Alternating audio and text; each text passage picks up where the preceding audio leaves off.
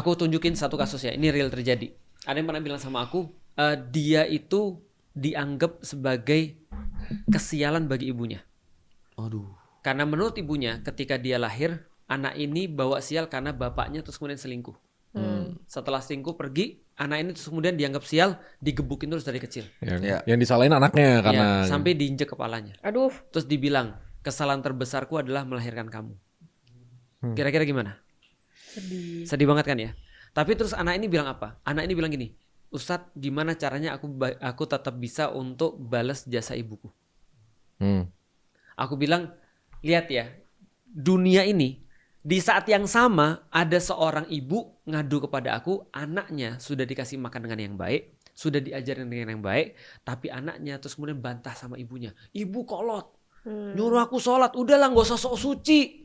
Kalau mau masuk surga aja, jangan ngajak-ngajak orang. Ibu tuh tau gak, ibu tuh kayak kolot, kayak gitu-gitu. Itu curhat di saat yang sama. Aku bilang, coba lihat ya, bagaimana Allah tuh kayak seimbang ketika ngasih orang ujian. Ada orang yang benar-benar harusnya dia benci sama ibunya, ternyata dia masih mau berbakti sama ibunya. Ada satu lagi yang harusnya dia berbakti sama ibunya, malah kemudian dia jadi kayak gitu, jadi durhaka. Bisa dipahami gak sih maksudnya? Paham. Nah, akhirnya aku bilang sama yang perempuan yang tadi ibunya zolim ini, aku bilang gini, dia tetap ibumu.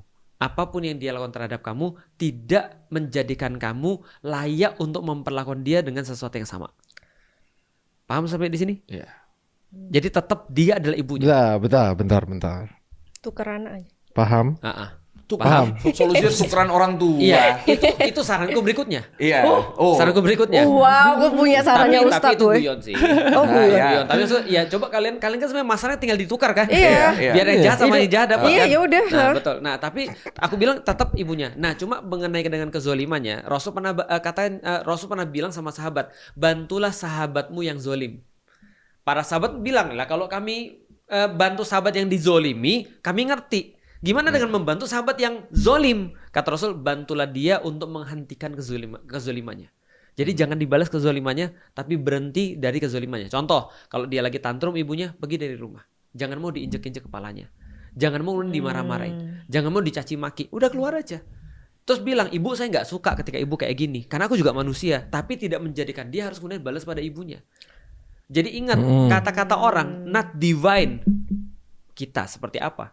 Tapi itu divine dia gitu maksudnya. Nah kalau dia lagi kayak gitu ya udah jangan kita balas gitu maksudnya. Nah jadi bagi kemudian. Tapi kalau merugikan kita, merugikan kita dong. Hentikan dari kezolimannya. Kita hentikan kezolimannya, tapi nggak boleh menzolimi. Nggak boleh menzolimi. Simpelnya kayak gitu kan. Karena dia tetap ibu kita.